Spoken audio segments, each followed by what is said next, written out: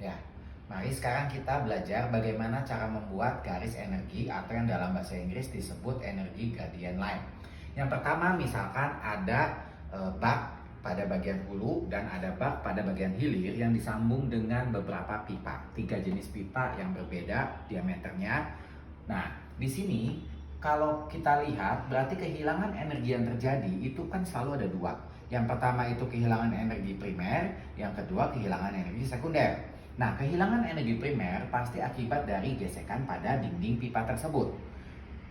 Kehilangan energi sekunder dalam kasus ini berarti ada satu akibat pemasukan, kedua akibat pengecilan tiba-tiba, ketiga akibat pembesaran tiba-tiba, dan keempat akibat keluaran. Ini harus kalian definisikan dulu. Jadi saya ulangi lagi ya, delta HF yang bersifat minor atau yang bersifat sekunder itu terdiri dari yang satu itu pemasukan,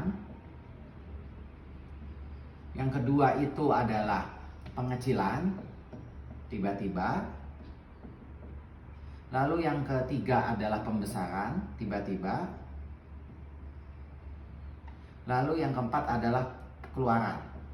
Ya, ini kalau kita mau detail.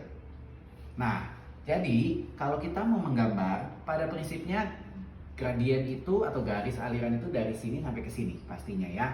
Nah, tapi karena ada akibat pemasukan, kita harus menggambarnya diturunin sedikit. Kita turunin sedikit, lalu kita gambar garisnya agak menurun tentunya. Nah, akibat dari adanya pengecilan pada bagian ini, ya kita turunkan lagi. Lalu kita gambar lagi. Akibat ada pembesaran, kita turunkan lagi.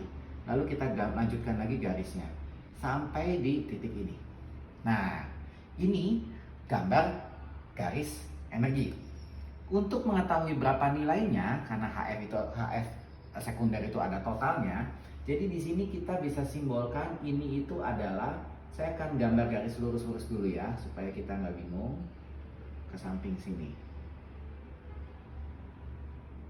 Nah, jadi untuk yang bagian ini anggap saja kita kasih nama delta HF akibat pemasukan. Jadi input HI ya.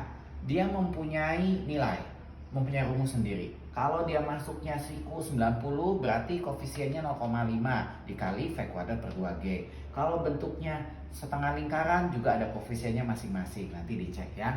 Nah, untuk kehilangan energi primer kita tahu simbolnya sama juga, delta HF. Tapi ini untuk yang primer ya, untuk yang primer akibat dari dinding.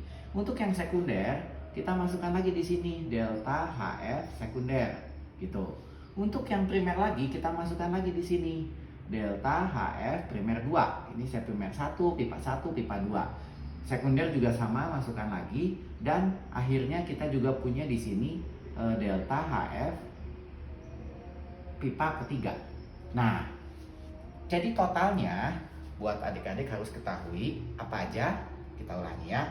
Total daripada kehilangan energi pada model ini, yang pertama akibat pemasukan, lalu akibat dinding pada pipa pertama, lalu akibat pengecilan, lalu akibat dinding lagi pada pipa kedua, lalu akibat pembesaran, lalu akibat dinding lagi, dan akhirnya keluaran. Itulah total kehilangan energi yang adik-adik harus hitung. Nanti dicoba ya.